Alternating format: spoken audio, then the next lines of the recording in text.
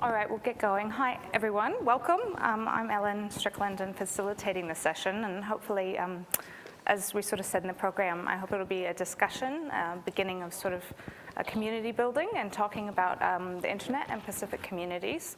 To introduce myself, I'm an academic and a researcher and sort of work on Pacific Islands and ICT and internet. I'm on the board of the Pacific Island Internet Society. And yeah, I'm just interested in sort of NetHui coming together and talking about Pacific communities around the world, here in New Zealand, in Auckland, biggest, Pacific city in the world, and in the Pacific, and how, what's going on, what are our experiences, sharing and talking. And so I sort of started on Wednesday with the World Internet Project, and asked them for some statistics and to sort of think about Pacific communities in New Zealand and what do we know about internet use and attitudes. And Andy is here from World Internet Project, and he can speak to it a little bit more. But it was small numbers within the survey. It's not a big survey, and then they do representatively. But some of the things, sort of thinking why talk about Pacific community, and that in terms of having internet at the home, Sam brought it up at the panel yesterday, that having internet at home isn't the only option, and that's something we need to think about. What do people want? And so I thought, well, what do we have? And it was that internet at home within New Zealand European was 97%, within Māori 96%, and within the Pacific community 77%. So you see a difference there, something, and you look into some of the other details, which the small size of the sample starts changing it, but that you had higher levels of connecting through the mobile. So they asked, how also do you connect? Through mobile, European 10%, Māori 20%, Pacific community 30% was through mobile. So you see there's some differences, and I thought, getting people together who are working, who have experiences on this, and talking about it with such scant details. I mean, we're talking about tens of people representing in this survey, is the way forward. So I wanted to, open the floor, really. I know we have people here doing all kinds of work, both in New Zealand and in the Pacific, and projects that bring together communities, from around the world, and to sort of introduce ourselves to each other and share our experiences and tell and know about the internet for our communities and ourselves. So, yeah. Someone to introduce them. Andy. Yeah, thanks. I'm Andy Linton. I've had some experience of doing work in the Pacific for actually quite a long time now. Imani here works for Internet NetHui, and the original setup of the ISP in NetHui was done with a system that we sent out there from New Zealand. So I sort of know about that one for a long time. I'm not involved particularly with it now, but I also attend the PACNOG meetings every year, or almost every year. Didn't go this year because this was coming up. And I do some work with a group called the Network Startup Resource Center, which is based out of the University of Oregon in the United States. And they do work in the Pacific and also in developing countries in Southeast Asia and Africa and the Caribbean and Latin America to help people set up network startup stuff. So a lot of our focus recently has been on higher education networks, so looking at campus networks to help them build better campus networks so that they can take advantage of that. So I'm very happy to talk about that stuff with people and help with that sort of low-level infrastructure stuff. Got good contacts with the guys at PETA, with Fred Christopher, and yeah, that's probably enough. Thanks, Andy. Actually, you sort of remind me, and maybe by a show of hands, I'm sort of interested in, you talk about infrastructure, and then I know I've spoken to some people that work on content, and sort of online video, audio. So who here works on infrastructure issues? Yeah, all right, a few. And content? So more content, great. And I sort of mentioned research. Who here is working on research related to this? So a few researchers. Okay, that's interesting. Thanks, Andy. Somebody from content, maybe, who is interested in, we had a great session just before about multilingual content, and be really interested to hear about projects, happening, in different languages. Yeah, hi, I'm Tommy Tuata. We've got a group here from Pacific Media Network, and we run 2 radio stations, NetHui and 531 PI. I suppose online and interest in our communities and how they use online content is a big part of our work and reaching our communities. Interesting to hear that some of your figures about mobile use, and I suppose for a lot of our younger Pacific, mobile use, Facebook is now a big part of connecting with our radio stations. Our announcers now have to use Facebook. In fact, Facebook has taken over the use of phones and texting in terms of connecting on air. Online for us, linking with the Pacific is probably an area we'd like to really look a lot more into, and certainly connecting with 9 Pacific communities that we look after. So in terms of content, big huge area, the internet, in terms of just sharing, whether it's visual or audio, and that's pretty untapped in terms of limited capacity in reaching our Pacific communities in the region. So our interest is more content driven and how we can reach our communities here. But certainly our communities can access the internet. They do have access, whether it's through home, libraries, and mobile. So thank you. Thank you. Is it Sonia?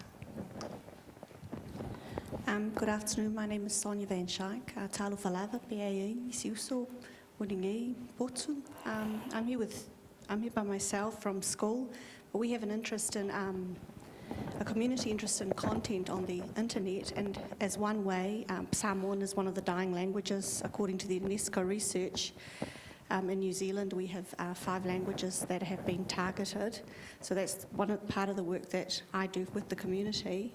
We have an online wiki space, bilingual Aotearoa.wikispaces.com. And part of what we try and do is making networks within the 5 languages that have been targeted by the Ministry of Education, and trying to use our languages where we can online. And we're proud of using it, and it's one way of keeping it alive. I'm Barbara Craig. I'm from Victoria University, but also a member of the 2020 Communications Trust. And I thought I'd just mention, there's been a lot of talk about computers in homes here, but there's also another project that we've been running for a number of years called Living Heritage.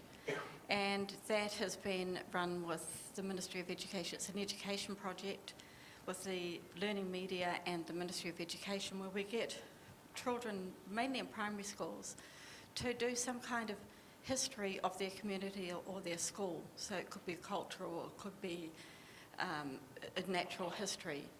And in the last 3 years, we've extended that out into the Pacific community, and we've worked in schools in Samoa and in the Cook Islands and in this year in Niue. And I thought I'd just give you a little bit of information about our latest project in Niue. So we've got 2 researchers who work with a school here in New Zealand that has quite a lot of Niue families attending that school. And then they go out to Niue, and then they find a school where there's some links between those families. And basically the whole content is put together by the kids. So here we worked with Waterloo School in Mangere Bridge. There were a number of families there who were of Niue descent or had arrived quite recently.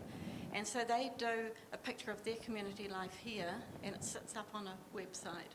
Then the researchers go into Niue, and they worked in the Niue Primary Early Childhood Education Centre there.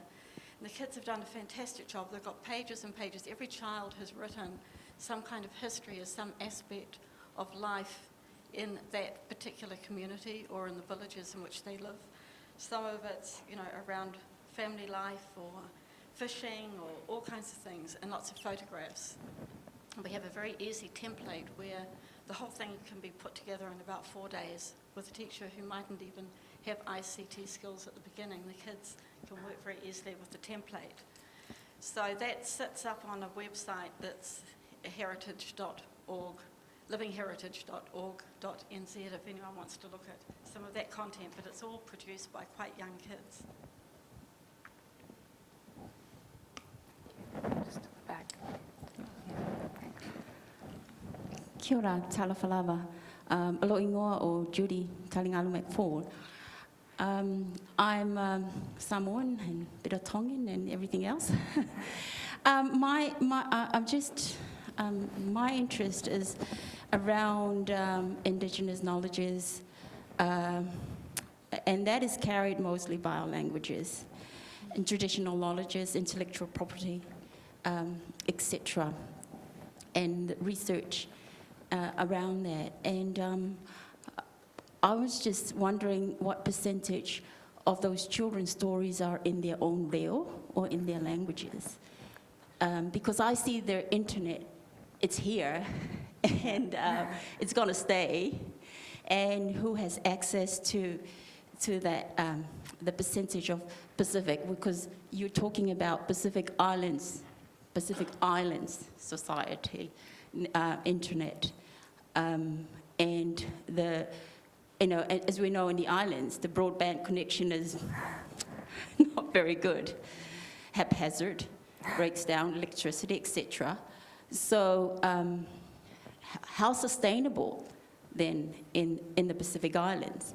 And our children who are informed, or better informed, on the perils and the use and the great use of the internet, and those who have some sort of disability, visible and invisible, to have access to such information and tell their stories in their reo.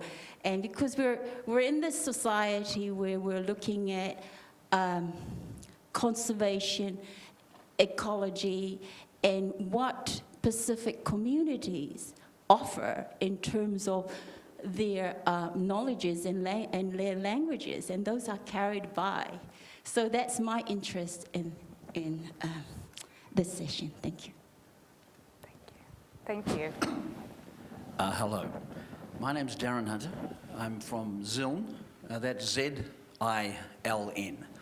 Ziln's a bit of a misnomer, really. It's actually short for New Zealand, where a lot of people think that we come from a country called Ziln. Ziln's got 3,100 videos online right now, all free. They range from 1 minute long to 2 hours long, standard and high definition. They're available on Sony Internet Bravia televisions and Blu-ray players, computers. You can see them on iPhones and iPads. They're also unmetered if you're a Telstra Clear subscriber. What we like about Ziln is it allows us to get on heaps of New Zealand-centric channels. We actually have a Pacific channel running right now. We welcome anybody in this room who wants to produce their own show, or produce their own videos about whatever it is that they think is important, to send us that video and we'll play it for nothing. We're available to send this right around New Zealand via the internet. We can also send it straight to the Pacific. The internet in the Pacific's getting better. There are cables from Hawaii to the States, American Samoa, etc., all in the planning. One thing we've got to understand, I believe, is that we have an iwi channel which has certainly shown us how things can be done. They've created their own content using their own producers, their own camera people, their own presenters, etc. They started from scratch. They had a willingness to learn. What we've discovered when you talk about regionalised television online is this. You've got to protect the ownership of your intellectual property.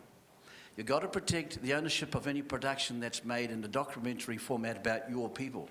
Otherwise, you won't own it at all. You should be able to look at making documentaries about your very own people, what's important, and we should be able to look at creating, producing, delivering, and then archiving that production that you've made. And we're more than willing to help you be that platform, and we think that this is the way of the future. So if you've got a video, you've got a message, it can be in any language at all. We'd love to put it on. And we'll do that, and it'll always be free, and will always be available. So please remember that, Z-I-L-N. And we consider that Auckland is the biggest Polynesian city in the world, but we need a bit more effort, I believe, so that our people who are considered not to be internet savvy are actually revealed as being the most prolific users per capita probably on YouTube. And we have 1,100 Twitter followers on that channel. Heaps of them are from America, heaps of them from Australia and also New Zealand. They're all Samoans, Tongans, Fijians, Cook Islanders. Very, very prolific. And as you know, the internet is accessed worldwide more by mobile phones than by desktops. So this is the way of the future. 4G, they have a 3G enhanced plus service in Samoa, etc. But without getting boring, basically expect the content to be seen on every type of platform. Computers, phones, etc., smartphones, that's the way of now, it's not the way of the future. And our young people access it because they're not going to be sitting at home, they're going to be out there looking at their phone and doing it. And thanks very much. Thank you. Imani? Whalawalayatu, my name is Imani and I'm from Niue.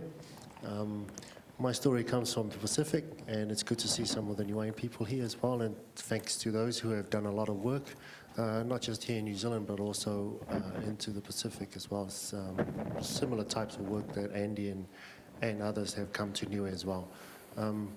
For me, the statistics say a lot of stuff, but perhaps in another 2 years with better technology as it comes along, our people will adopt it as well.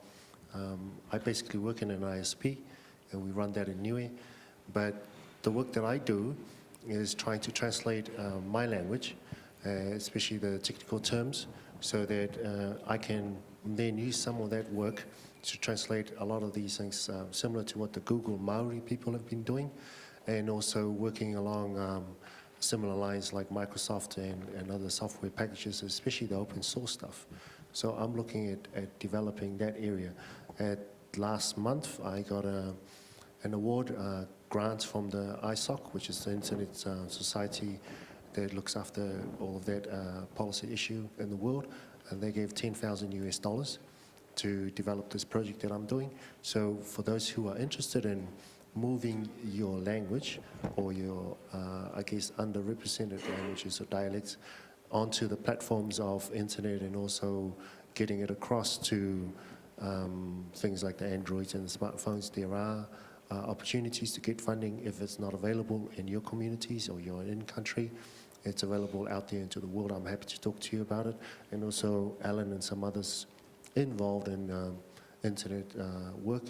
There are opportunities to get funding to help you with these kind of resources available to the people as well.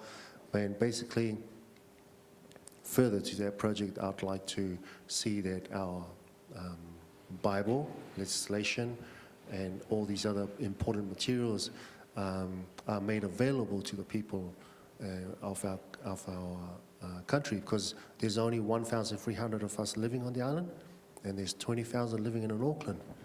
So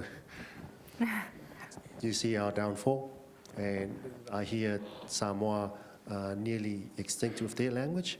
Ours is extinct, if you want to look at the statistics, if you want to have a look at it like that. But in terms of languages, it encapsulates a lot of our history, tradition, and all the cultural aspects to go with it. So I'm doing my part. So following on from what I heard earlier today and also yesterday's sessions, we can't just sit back and just wait for who is going to do it. I think it's a good thing that these people are coming across to our part of the world as well, doing their work, but I'm coming from my side, meeting someone else from the other side of the bridge, using the internet as that bridge. So thank you very much. Thank you. Thanks, Imani. I think, you know, it's really interesting to hear these sort of projects together and the focus on content.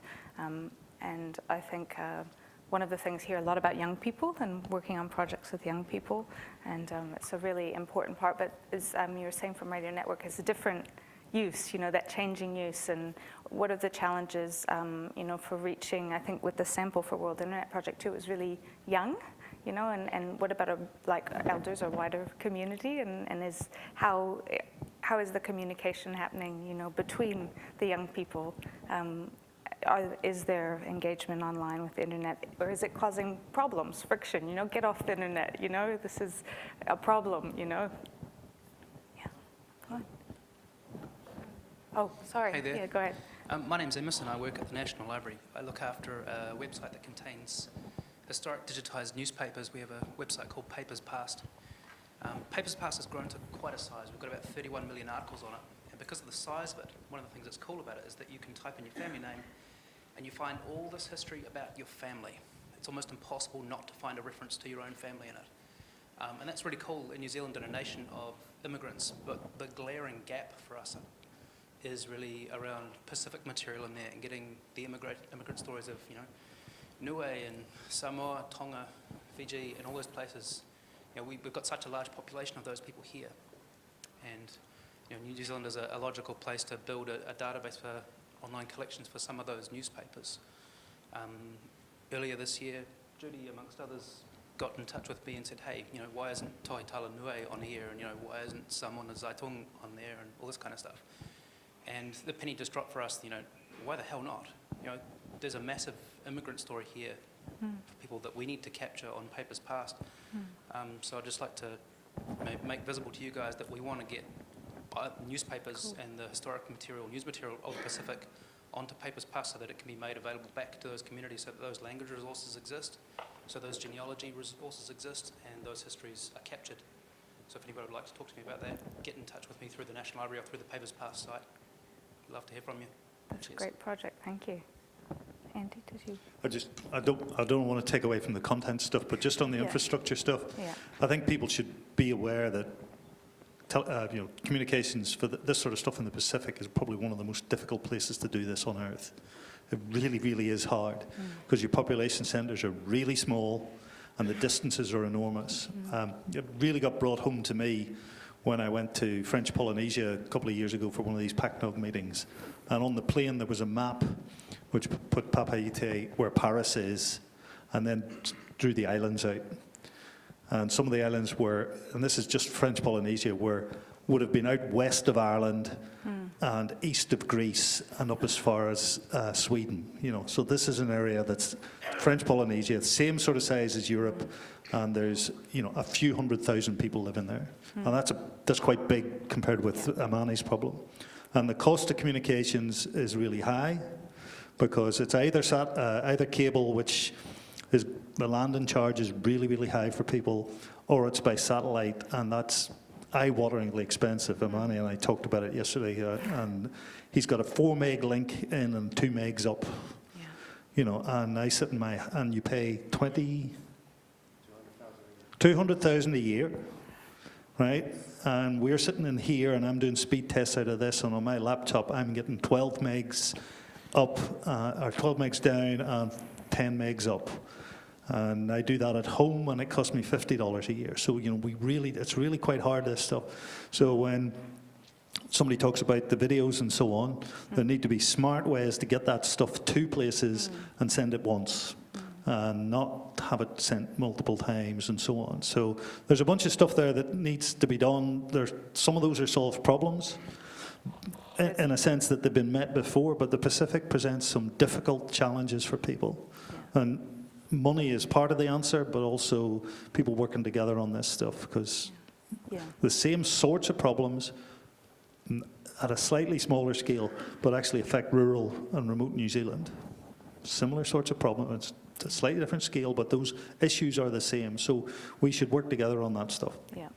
Thank you, Andy. I mean, I think it's very important that, we talk about content, but the relationship between infrastructure and content, and, both in terms of access and creating content, and that while we look at the New Zealand sort of research and say, okay, people here aren't having trouble connecting in New Zealand, but to your family, that are in the islands, that this is an issue that continues. And while there are a lot of projects underway, having been involved in some of it sort of since the early 2000s, projects come and go and don't deliver, that wonderful connectivity that sort of gets promised. And so it's a work in progress for sure. Yes, the back. Oh, sorry. Sue. Yeah, sorry. Hi, Ellen. Hey. My name's Suella Hanson, and I come from a company called Network Strategies. We are essentially telecommunications strategists, and we work in telecommunications economics and regulation. And over the last 6 or 7 years, we've done a lot of work, a lot of research in the Pacific. First got involved with it through the World Bank in 2004 when we undertook a project for them to liberalise the telecoms regulatory structure in Samoa. So Samoa was one of the first to liberalise their communications markets, leading to mobile competition and the rapid penetration of mobile phones that we've seen in other Pacific countries since then. Also worked for the Forum, the Pacific Island Forum. We assessed the impact of the digital strategy and redrafted a second digital strategy a couple of years ago. We have a particular and ongoing interest in the affordability of both mobile and internet services in the Pacific, and we monitor this regularly. And I am told, because I regularly turn up to Pacific Fora and present the results of our internet price benchmarking and mobile benchmarking, I'm told that no one else does it in the Pacific. So we just regularly, each year, do an update, and you can see that on our website, which is www.strategies.nzl.com. But just to give you a brief overview, in terms of internet affordability, it's still a major issue, as Andy mentioned, in the Pacific. And there are a number of reasons for this, and I know there are a number of projects, which are trying to address it. But in terms of affordability for average Pacific Islanders, the cost of owning a PC is still a major problem. And although mobile broadband is on the horizon, this is going to be a costly service for many people. There's not enough information for us yet to be analysing the cost or the affordability of mobile broadband, but that's something that we will be doing. If you want to look at the affordability of internet in the Pacific Island countries, I just wanted to say that that will be put up, the most recent comparison we've done will be put up in about 2 weeks' time, because I'm due to speak at a forum in Fiji in 2 weeks about that, and so we'll post it directly after that. But mobile prices comparisons as of April are on our website now. That's all. Thanks, Helen. Thank you. There was I another just comment. wanted to acknowledge, I've just been listening to the themes of accessibility in the islands, and I just wanted to acknowledge that there's a real accessibility problem here in New Zealand. I work in the marketing space, so I'm purchasing the said content that goes online, but as well as that, the marketing online products, because unfortunately, due to cost efficiencies, everything now is going online, whether we like it or not. And there's a real accessibility issue here in New Zealand. And we know we've tested this theory out. We've gone out directly into the malls to talk to people about an online product that the government markets. And many comments came back saying how great it was that we had actually gone out to talk to people because they just simply didn't have access to the internet in their homes. So I think that's a real struggle. One of the ways we get around that is by purchasing our media and through other channels, and we do use the Pacific Media Network in terms of accessing Pacific communities through radio, and it is a powerful resource, and we'll continue to do so. But I do wonder if we're missing out on one portion of the Pacific Island community by only going down that channel. And I'd certainly be interested to know more from people about what sort of online content can be created and delivered in a cheap and efficient way that can access those communities, certainly as well as, if not better, even than some of the other channels that we use. Thanks. Thank you. Waco?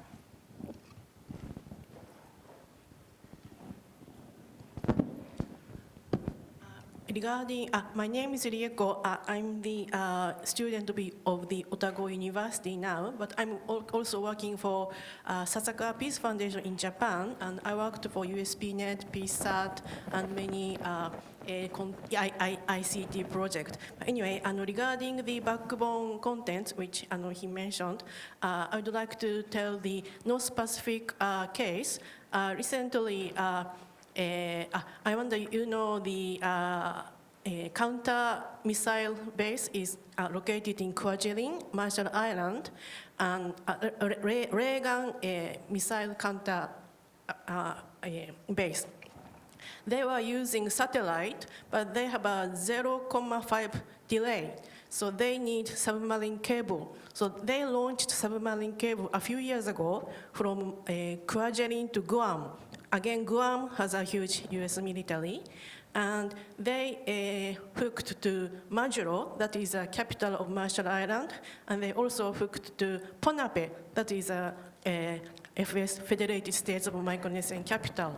So, and also there's another plan going from East Timor to Palau and then Guam. This is still discussing. So there's some US military defense interest in Pacific. Well, it is, I wonder it is not good or not. But and also, I have to tell that Free Micronesia has free associate states with US. This free associate is totally opposite of free associate between New Zealand and Niue or Cook Islands. US free associates is purely military defense purpose. So they are not signed the Rarotonga Treaty or whatever. And the other cases are American Samoa. They are totally ignored by US for many years, but after Tuna Canales left, Governor make a strong opinion to the US government. Now they are using used abandoned cable which was connected Hawaii to New Zealand. And they use that cable from Hawaii and the American Samoa, and I think to Samoa, that extent to Samoa. So again, now US said this is Pacific Century for them, but I wonder it is good or not, but still US is there. They have another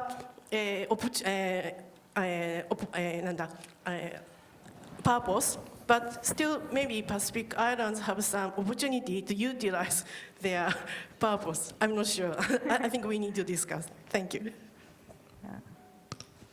Thank you. I mean, I think it's important to sort of acknowledge we talk about the Pacific, but we're talking about 22 countries, you know, and territories, so many islands, you know, different languages, people, and the economics of it, as Andy mentioned, but the politics of it are, you know, something that are very unique for every sort of context, and that we can't, you know, generalize and think that, yeah, that's the end of the conversation.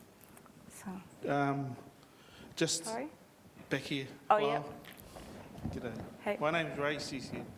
I own a WiMAX company down in Hastings. Been in the Pro project, set at those levels, been in the BIF funding, now in the rural broadband, all that political stuff. And I think that at the end of the day, a lot of you people that are the content managers and content providers don't understand the fundamentals of access. It's a business. Like yours, it's a business. The government's in the business of making you pay for the money that you put into the rural broadband fund, and they've created entities that will actually get that money back to us as people, and we'll have to pay for it.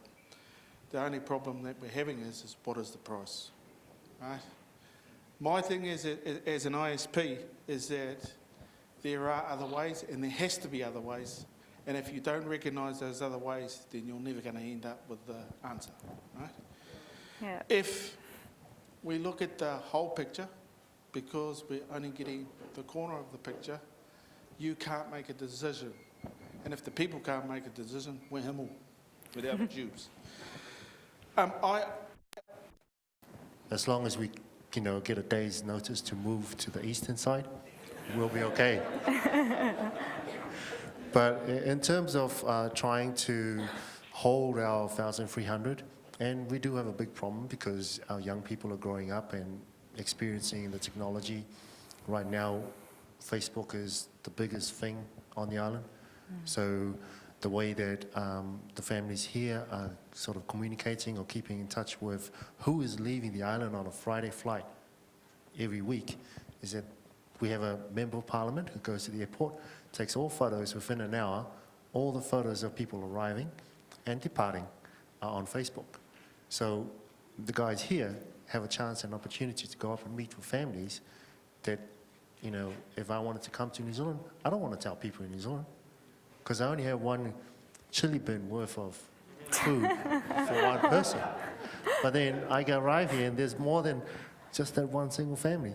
So it's that kind of communication that's going on that might be, I guess, intruding into the privacy issues at the same time. But in terms of trying to hold our people, I don't have the answers. I only can work with what I know, and my strength is in IT, and I've seen some good that has come out of using that platform and perhaps leveraging the decline of our people.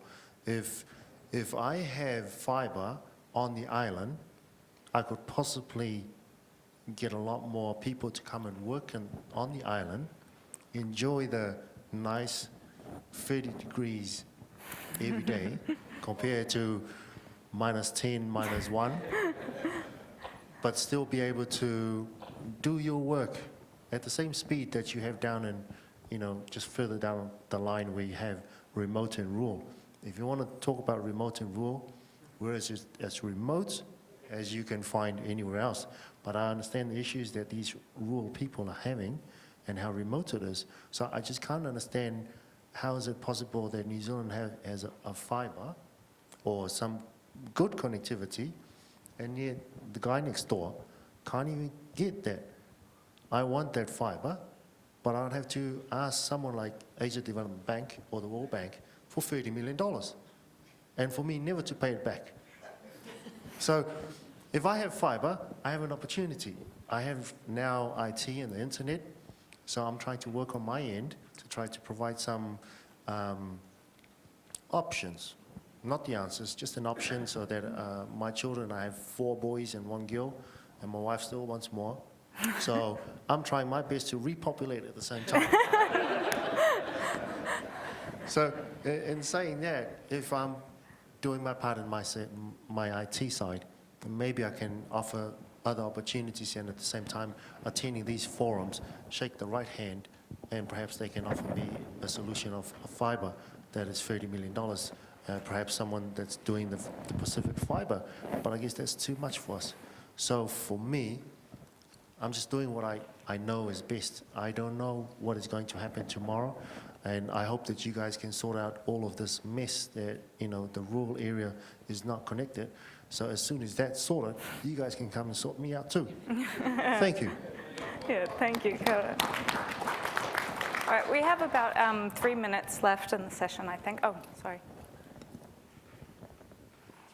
3 minutes, very quick. Yeah, go. Thank you, Amani. There's 2 of us here that are the 20,000 that are here. And I was in Niue last week, and to find out how slow things are and not being able to get back in touch with people here, it was difficult. So I think the challenge for our Pacific communities here is not, you know, I suppose at the end of the day, it's the internet has now become a tool for communicating. And whether there are 1,000 people on Niue and you're 20,000 here, the only way you can keep in touch with where you were born, where you're from, and your family is now the internet. And that's it. You know, TV costs a lot in Niue to run. They only run for so many hours a day. They post their news bulletins on YouTube. It gets more hits on YouTube than I think more interest than it does on the island in terms of just access. So, you know, for us as content providers as a network, we have 9 countries we represent, and the radio is still by far the best tool to communicate, not just here in New Zealand, but also in the Pacific. Yep. You know, yet New Zealand, Tokelau, Cook Islands are protectorates of New Zealand. You know, and so there's a lot of aid. Good to hear a digital strategy from SPC. It'd be good to find out more about that in terms of what the region is. I would be good to, I mean, without entering the political debate, the digital strategy needs to encompass a minority group of ethnicities here that still have a strong connection with New Zealand. And I think that's the challenge. And, you know, it's progress now for our young people here is mobile phones. You know, that's, you know, use. That's, you know, that whatever plans they're on. You know, landlines, you know, how many lines are cut from our communities in terms of use, connecting overseas to keep in touch. So the internet is an area where, you know, we are coming to terms with communicating with our people here. The Pacific for us is a major issue, and I think something that government needs to look at as seriously as those who, ethnic minorities here, but growing. Yeah. Yeah, thank you. Thank you. Is there anyone else that had a burning comment before we close? All right. Thank you so much. It's the session that I hope to be with people just sharing. And I think we sort of started the week with the internet is for everyone, and you know, that even if you don't use it, you know, you're on it. And we know that's true if you take the Friday flight out of NetHui because you're on Facebook. So thank you, everyone. Yeah.